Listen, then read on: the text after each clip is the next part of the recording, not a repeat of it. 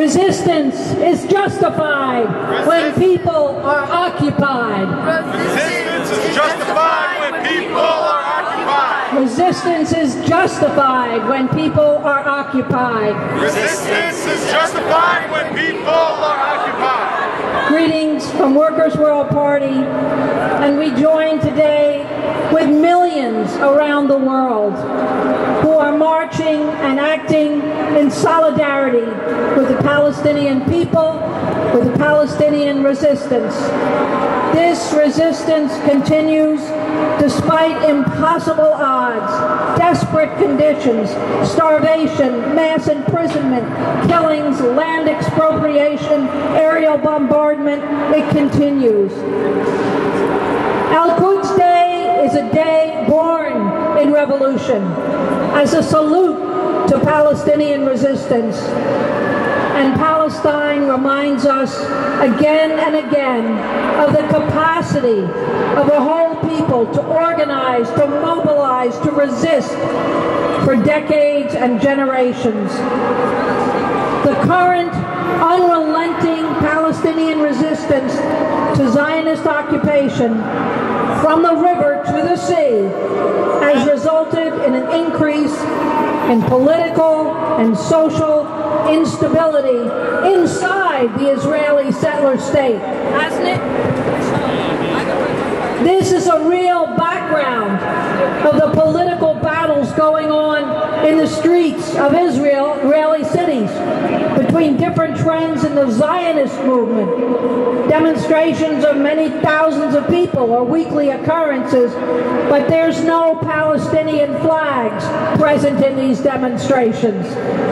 The Zionists are fighting among themselves. Why is that? Why is that? Because they failed to break the Palestinian resistance. So now they fight each other, and Palestine is standing stronger. This is a moment. This is a moment. Yes, they fight among themselves because they're weaker than they've ever been. The Israeli regime has widened the threat against neighboring countries by bombing targets and civilians, not only in Gaza, but also in Lebanon, in Syria. For 75 years, the Palestinian people have faced down the most powerful war machine ever assembled, that of U.S. imperialism and its puppet state, Israel. Palestine is a resistance that inspires every country facing U.S. sanctions, imperialist wars, invasions, coups, occupation, seemingly impossible odds, and overwhelming U.S. military power. How is this resistance around the world? Because people see and know that resistance is possible. The U.S. empire and the Zionist state of Israel won't survive. Israel can't last a day without U.S. military aid, U.S. diplomatic cover, U.S. political and economic power, arming it and keeping that colonial apartheid outpost alive. But now, the U.S. empire is fading. It's failing. The dollar is falling.